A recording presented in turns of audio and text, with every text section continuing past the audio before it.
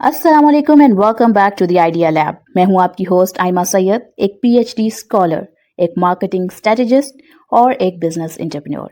अब तक idea lab ने आपके लिए क्या किया है? आइडिया लैब आपके लिए ऐसे बिजनेस आइडियाज लाया जिनमें आप सीख सकते हैं कि 3,000 से 10,000 रुपए में कारोबार कैसे शुरू होता है, चीजें कहां से लेते हैं, क्लाइंट्स को कैसे पहुंचाते हैं। इसके ऊपर पूरी playlist free of cost available है चैनल पर। इसके अलावा हम ये देखते हैं कि जो companies internationally million, billion and trillion rupees कमाती हैं, वो किस प्रोडक्ट और सर्विस से कमाती हैं और आप उसे स्मॉल स्केल लेवल पर कैसे शुरू कर सकते हैं। आपकी इन्वेस्टमेंट आपके पैसिव अर्निंग का जरिया कैसे बनती है। स्टॉक्स क्या हैं, पीएसएक्स क्या है, पाकिस्तान स्टॉक एक्सचेंज पर आपकी गवर्नमेंट आपके पैसे सेफ कैसे रखती है, और इसके अलावा कंपनीज में इन्वेस्ट करने से पहले उनकी फंडामेंटल टेक्निकल एनालिसिस कैसे की जाती है, फाइनेंशियल स्टेटमेंट्स कैसे पढ़ी जाती हैं। मैं कोई फाइनेंशियल एडवाइजर नहीं, लेकिन मैंने अपनी जर्नी से जो कुछ सीखा आपके साथ शेयर करती हूँ ताकि आप आइडिया लैब के साथ ग्रो कर सकें। अस्सलाम वालेकुम and welcome back to the channel. और आज हम जिस टॉपिक पर बात करेंगे वो है इनिशियल पब्लिक ऑफरिंग यानी आईपीओ और स्टॉक मार्केट के अंदर इसकी क्या अहमियत है और इन्वेस्टर्स के लिए ये किस तरीके से फ़ायदेमंद हो सकता है और इससे रेलिवेंट कौन कौन से रिस्क जो हैं वो एसोसिएटेड होते हैं, उनके ऊपर आज हम बात करेंगे। लेकिन उससे पहले आज के मार्केट के एनालिसिस की बात कर लेते हैं। जैसे कि कल आपको बताया गया था कि जो 158 का लेवल है वो ब्रेक हो सकता है, डाउनवर्ड की तरफ ट्रेंड देखा जा रहा है बेयरिश मोड का। आज तकरीबन 1732 रुपीज़ का मजीद नेगेटिव देखा गया, जो कि तकरीबन -1.09% था। और ये 158 का जो लेवल था वो ब्रेक हुआ, 157 का लेवल ब्रेक हुआ और तकरीबन मार्केट जो है वो 1,56,732 के ऊपर जाके क्लोज हुई। मार्केट की ओपनिंग आज 158 मतलब कि 1,58,996 से ओपनिंग थी। लास्ट डे की जो क्लोजिंग थी वो तकरीबन 1,58,465 पॉइंट्स की रुपीज़ की रही थी। जो वॉल्यूम आज ट्रेड हुआ वो कल की निस्बतन कम था और ये था तकरीबन 378 मिलियन का। जो वैल्यू ट्रेड हुई यानी कि जो तकरीबन मुकम्मल पैसे ख़रीद और फ़रोख्त के अंदर शामिल थे वो तकरीबन 28.5 बिलियन रुपीज़ थे। और आज जो है ये सब कुछ आज की जो कंडीशंस थी या ये कब तक चलने वाली है, मज़ीद मार्केट कितना डाउन जाएगी और स्टॉक्स कितना मज़ीद नेगेटिव होंगे और आपको कब इसमें किस तरीके से एज एन इन्वेस्टर जो है वो एक्ट करना है, तो उसके हवाले से कुछ बातें हैं। पहली बात तो ये है कि ऑब्वियसली ये पाक अफ़गान जो इस वक्त जंग के हालात बने हुए हैं या कह लें कि जो आपस में मुज़ाकरात चल रहे हैं अभी तक, उसमें कोई पॉजिटिव न्यूज़ नहीं आई थी। इसी वजह से मार्केट मज़ीद डाउन की तरफ आपको देखने को मिली है। और इस वक्त तक मार्केट ऑलरेडी जो है वो मज़ीद कह लें कि अगर 155 यानी कि 1,55,000 के जो लेवल है उसको टच कर सकती है और वहाँ से, क्योंकि ये जो एक 1,55,000 का जो कह लें कि लेवल है वो एक स्ट्रॉन्ग लेवल है, एक स्ट्रॉन्ग स्पॉट के तौर पे मौजूद है। सो वहाँ पर जब मार्केट जाएगी तो टेम्परेरी शायद नीचे मज़ीद थोड़ी सी जाए, बट देन आपके पास ये एक बेहतरीन अपॉर्चुनिटी है इन्वेस्टर्स के लिए जो लॉन्ग टर्म बाइंग कर रहे हैं, जो लॉन्ग टर्म पोर्टफोलियो बना रहे हैं, जो स्विंग ट्रेडर्स हैं, उनके लिए भी अब बहुत अच्छी अपॉर्चुनिटी है कि वो वहाँ पर बाइंग कर सकते हैं, क्योंकि वहाँ से फिर मार्केट जो है वो अल्टीमेटली एक पॉजिटिव की तरफ आएगी। और पर्टिकुलरली जब ये आपकी पाक अफ़गान के हवाले से कोई भी पॉजिटिव न्यूज़ आएगी तो अल्टीमेटली ये उस पॉइंट से तकरीबन फौरी तौर पर 6 से 7 पॉइंट्स जो हैं वो तकरीबन ऊपर की तरफ मार्केट आपको नज़र आएगी। इवन कल जो है वो तकरीबन 500 प्लस के साथ गैप ओपनिंग भी देखने को आपको मिल सकती है और शार्प रिकवरी भी आपको जब न्यूज़ आएंगी उसके हवाले से देखने को मिलेगी। और एक और चीज़ जो मैं आज मेंशन करूं कि कल हमने टैरिफ के हवाले से बात की थी कि जो टैरिफ होता है वो उसका एक बहुत बड़ा इम्पैक्ट है पीएसएक्स के ऊपर और उसके हवाले से किस तरीके से चीज़ें देखी जाती हैं। और आज आपने उसके हवाले से एक न्यूज़ देखी कि अमेरिका ने 10% का जो टैरिफ है वो चाइना पे कम किया और उसकी वजह से मार्केट में जो ओवरऑल वर्ल्ड मार्केट थी उसके अंदर एक पॉजिटिविटी का जो ट्रेंड था वो देखने को मिला। अब ये तो हो गई आज के जो है कह लें कि मार्केट के हवाले से बातें। और अब हम आगे के हवाले से बात करते हैं कि आईपीओ क्या है और ये किस तरीके से वर्क करता है। और इसमें आप जो एक और चीज़ ऐड कर दूं कि जो हम अब 155 के लेवल पर अगर बाइंग करते हैं और अगर इससे थोड़ा सा मज़ीद नीचे भी जाता है अगर, सो ये एक वो पॉइंट होगा जिसके बाद अगेन आपको कह लें कि जिस तरीके से 6 मई के टाइम पर एक पॉजिटिव रिस्पॉन्स देखने को मिला था कि उस वक्त जो बाइंग की गई थी वो फिर नेक्स्ट 2-3 मंथ्स के अंदर जो है वो तकरीबन 35% 40% की हाइक्स आपको मुख्तलिफ स्टॉक्स में देखने को मिली। तो जिन लोगों ने जो स्टॉक्स खरीदे हुए हैं आप उसकी नेगेटिव वैल्यूज़ को देख रहे हैं, एवरेजिंग करने का मौका अच्छा होगा। अब अगर हम बात करते हैं आज के आईपीओ के हवाले से, कि आईपीओ क्या है। सबसे पहले इस बात को समझते हैं। आईपीओ यानी कि इनिशियल पब्लिक ऑफरिंग एक प्रोसेस है जिसमें एक प्राइवेट कंपनी जो होती है वो पहली दफ़ा अपनी शेयर जो है वो पब्लिक को बेचती है ताकि लोग उसके शेयर होल्डर बन सकें। जब कंपनी आईपीओ के ज़रिए पाकिस्तान स्टॉक एक्सचेंज पर लिस्ट होती है तो फिर उसके शेयर्स हर कोई ख़रीद सकता है। अब फॉर एग्जांपल अगर हम बात करें कि एयरलिंक हो गया, टीपीएल इंश्योरेंस हो गई, या कोई बैंकिंग सेक्टर था, या मारी था, या जो जितनी कंपनीज आप आज जिनके शेयर्स खरीद सकते हैं वो तमाम कंपनीज जो हैं वो एक आईपीओ के थ्रू ही एक प्रोसेस को पार करके वो जो है आपके पास पब्लिक लिमिटेड कंपनी के तौर पर मौजूद हुई थी। अब ये जो कंपनीज हैं इनके ऊपर ये आईपीओ क्यों करती हैं ये देखना ज़रूरी है। तो कंपनीज जो है आईपीओ कुछ खास वजह से करती हैं। पहला कि वो अपना कैपिटल रेस कर रही होती हैं। कैपिटल क्या होता है कि जब भी कोई कंपनी अपना बिजनेस स्टार्ट करती है तो उसको इनिशियली अपने बिजनेस को एक्सपैंड करना होता है, उसको नई मशीनरी की ज़रूरत होती है।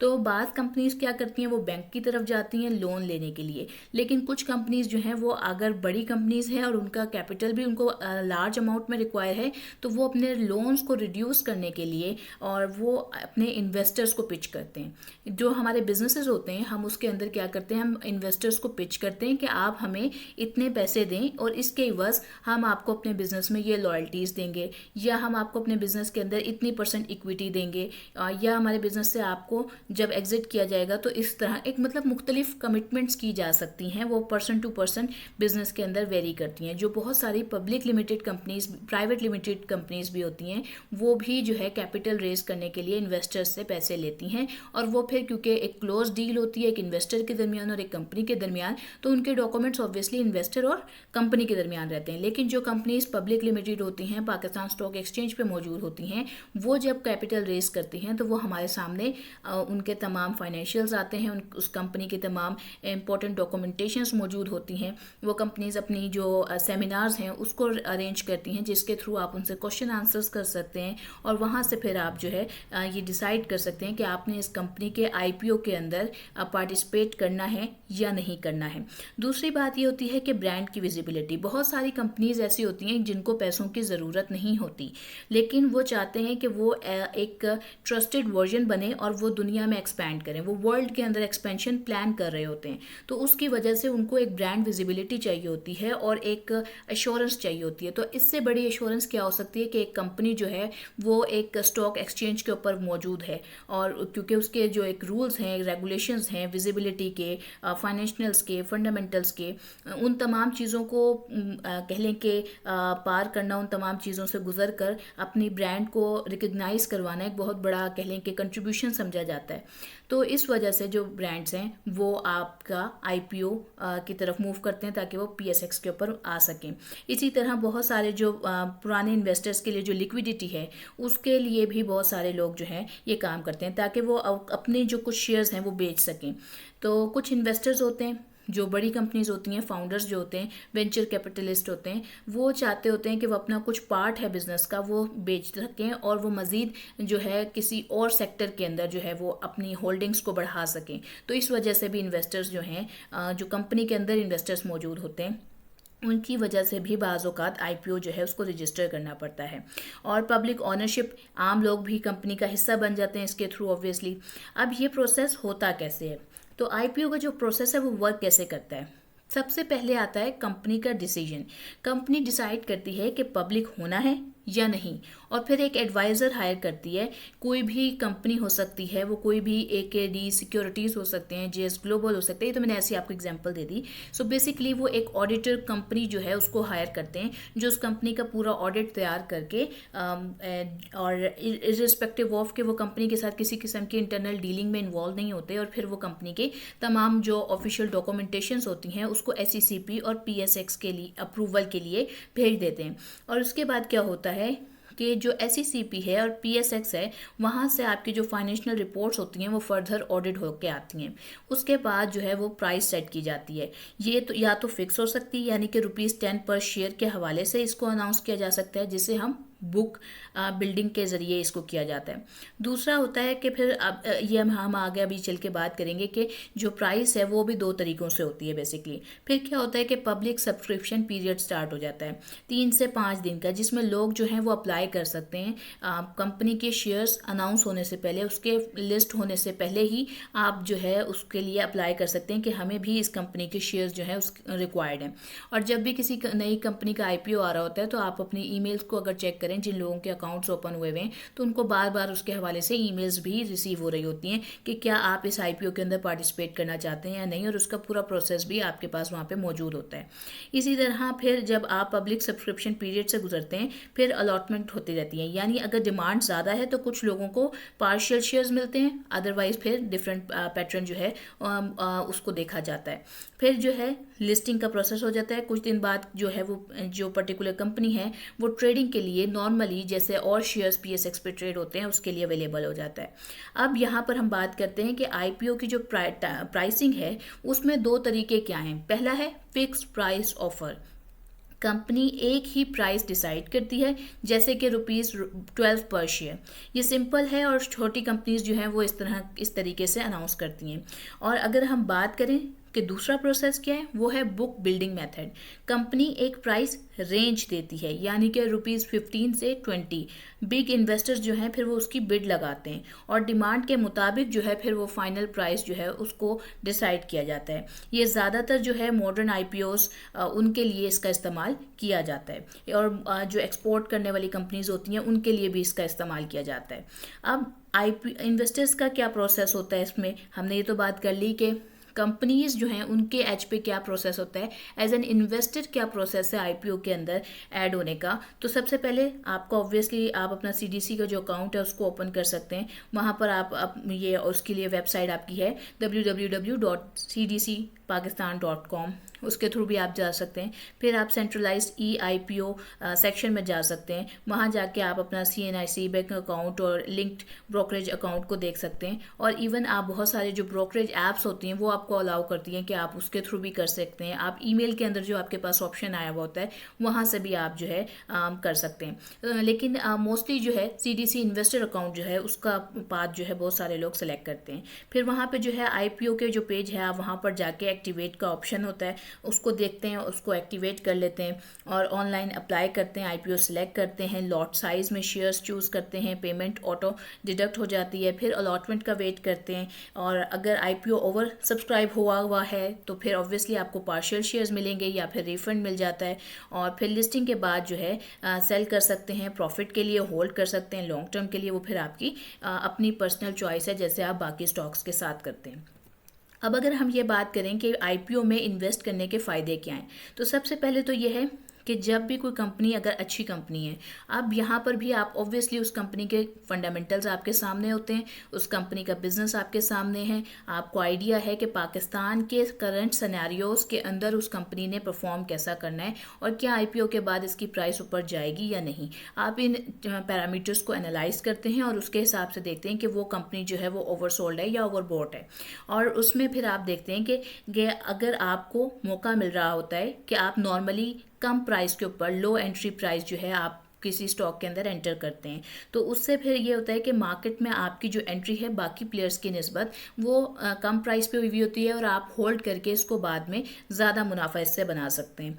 और फर्स्ट मूवर एडवांटेज आपके पास होता है कि आप जो है एज एन अर्ली इन्वेस्टर उस कंपनी का हिस्सा बनते हैं, तो उसमें आगे चल के कंपनी के अगर आप उसको लॉन्ग टर्म होल्ड कर रहे हैं तो बहुत सारे जो बेनिफिट्स हैं वो आपको ज़्यादा मिलते हैं। और ज़्यादा इस तरीके से मिलते हैं कि ऑब्वियसली आपने स्टार्टिंग से होल्ड किया हुआ होता है तो ऑब्वियसली जो बेनिफिट्स आ रहे होते हैं वो आप इंजॉय कर रहे होते हैं।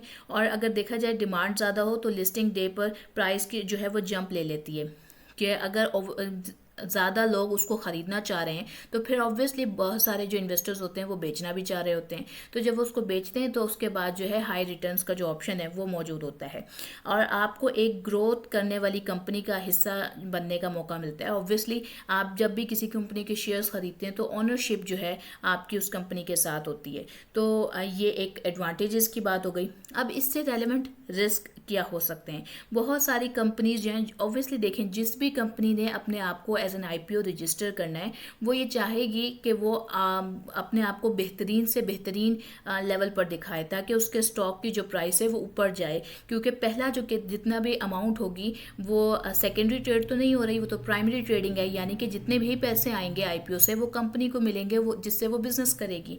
तो कंपनी चाहेगी कि उसके अंदर ज़्यादा लोगों का कॉन्फिडेंस बिल्ड हो, तो इस तमाम प्रोसेस के अंदर जो है वो ओवर वैल्यूएशन भी हो सकती है या ओवर वैल्यूएशन आप जिसे कह लें। तो अब उसमें क्या होता है कि आप कभी कभी जो कंपनी के शेयर्स हैं वो महंगे ख़रीद लेते हैं और फिर मीडिया का हाइप जो है उसकी वजह से भी बाज़ों का जो है वो मिसगाइडिंग इमोशन क्रिएट हो जाता है और फिर इलिक्विडिटी जो आई, लिक्विडिटी भी हम जिसे कहते हैं, तो आईपीओज उसके अंदर इमीडिएटली जो है वो वेल परफॉर्म नहीं कर पा रही होती, मार्केट कंडीशन का रिस्क मौजूद होता है, पीएसएक्स में वो आते ही एकदम से बेरिश मोड में चली जाती हैं या ओवरऑल अगर मार्केट का सेंटीमेंट जो है वो उस कंपनी को राइज ना करने दे जिस टाइम पे वो आई है, तो जो आईपीओ की परफॉर्मेंस है वो भी फॉल कर जाती है। सो उसकी वजह से ये रिस्क जो है मौजूद होते हैं, तो इनको भी आपने एनालाइज करना है किसी भी आईपीओ में इन्वेस्ट करने से पहले, क्योंकि देखिए मौका तो हमेशा मौजूद रहेगा। जब भी वो कंपनी अगर लिस्ट हुई है तो उसके बाद आपके पास तो एज एन इन्वेस्टर मौका है कि आप उसके सेकेंडरी ट्रेडर भी बन सकते हैं।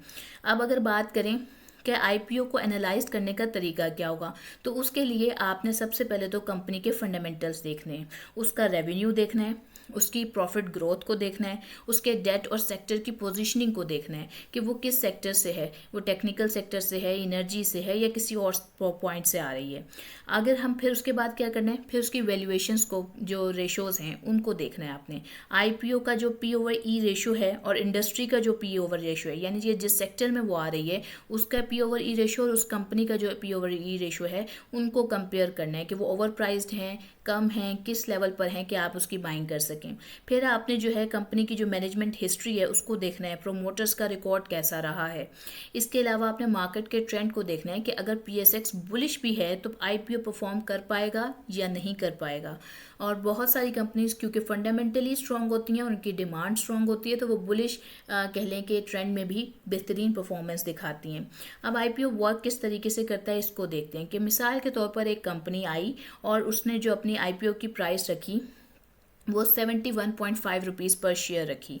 लिस्टिंग के दिन जो है उसकी प्राइस जो है वो तकरीबन 81 रुपीज़ पे चली गई, यानी +13% का गेन हुआ। बाद में प्राइस जो है वो ₹75 से 78 के रेंज में आकर स्टेबल हुई, यानी आईपीओ का प्रॉफिट डिमांड और टाइमिंग पर डिपेंड करेगा। तो इस तरीके से आप उसको मॉनिटर कर सकते हैं। अब आफ्टर आईपीओ क्या होता है, तो जब आईपीओ कंप्लीट हो जाता है तो कंपनी के जो शेयर्स हैं वो पीएसएक्स पर ट्रेड होने लगते हैं। आप अपने ब्रोकर के ज़रिए कभी भी ख़रीद या बेच सकते हैं, यानी अगर आपको आईपीओ के अंदर शामिल होने का मौका नहीं भी मिला तो उसके बाद उन कंपनीज़ के शेयर्स आप again as a secondary trader यानी किसी और शख्स जो उस कंपनी के एज एन इन्वेस्टर मौजूद हैं उनसे बाय करते हैं, जैसे आप नॉर्मली कर रहे होते हैं, और फिर उसको प्रॉफिट टेकिंग करके सेल भी कर सकते हैं या होल्ड भी कर सकते हैं।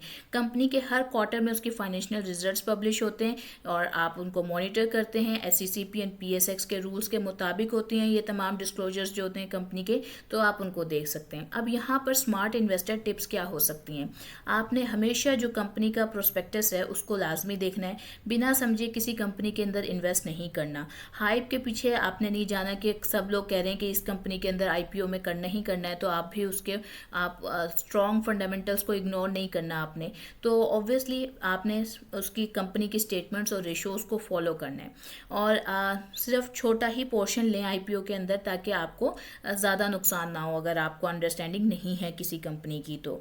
और स्ट्रॉन्ग सेक्टर्स जैसे कि फर्टिलाइज़र हो गया, बैंक हो गई, एनर्जी हो गई, इनके जो आईपीओज होते हैं उनको लॉन्ग टर्म होल्ड करना चाहिए और जो पुराने आईपीओज का परफॉर्मेंस है उनको चेक करते रहना चाहिए, जिससे आपको पैटर्न समझ आता है। यानी कि और उस सेक्टर में जब और कंपनीज आई थी तो उनके आने के बाद उनकी परफॉर्मेंस कैसी रही, उससे आपको जो है एक नए आईपीओ की परफॉर्मेंस समझ आएगी। अब अगर हम इसको तमाम चीज़ों को समराइज़ करें तो आईपीओ का मतलब यानी कि पहली दफ़ा पब्लिक के लिए शेयर्स का बेचना। फिर यहाँ होता क्या है, यहाँ PSX इन्वॉल्व होता है और वो जो है कंपनीज जो हैं प्राइवेट लिमिटेड कंपनीज जो होती हैं वो पब्लिक हो जाती हैं। और उसके बाद इन्वेस्टर के बेनिफिट क्या है कि वो ऑब्वियसली उसको लो लेवल पर बेस प्राइस के ऊपर एंट्री लेने का मौका मिलता है। रिस्क ऑब्वियसली यही है कि ओवर वैल्यूएशन लग सकती है, मार्केट फॉल कर सकती है, जो रिस्क हमेशा मौजूद रहता है, हर स्टॉक के साथ रहता है ये रिस्क। फिर अगर बात करें कि आप अप्लाई कैसे करते हैं, तो आप CDC के IPO पोर्टल के थ्रू भी अप्लाई कर सकते हैं और मेल के प्रोसेस को भी समझ कर सकते हैं। इसी तरह आपको इन्वेस्ट कब करना चाहिए, तो आपको सब्सक्रिप्शन पीरियड के दौरान ऑब्वियसली आप इन्वेस्ट करते हैं इसमें। आफ्टर लिस्टिंग आप उस ट्रेड को ट्रेड कर सकते हैं जैसे आप बाकी स्टॉक्स को ट्रेड करते आ रहे हैं। तो उम्मीद करती हूँ आपको आज की ये वीडियो अच्छी लगी होगी, आपको पूरा कॉन्सेप्ट समझ आया होगा। और इंशाअल्लाह ताला फ्राइडे को हम जो है वो एक छुट्टी किया करेंगे और फिर सैटरडे को किसी कंपनी के फंडामेंटल्स को डिस्कस किया करेंगे। और इसी तरह इंशाअल्लाह ताला आपके लिए अच्छी वीडियोस लाती रहूँगी। मुझे दुआओं में याद रखिएगा। आज के लिए मैं लेती हूँ अलविदा। अस्सलाम वालेकुम।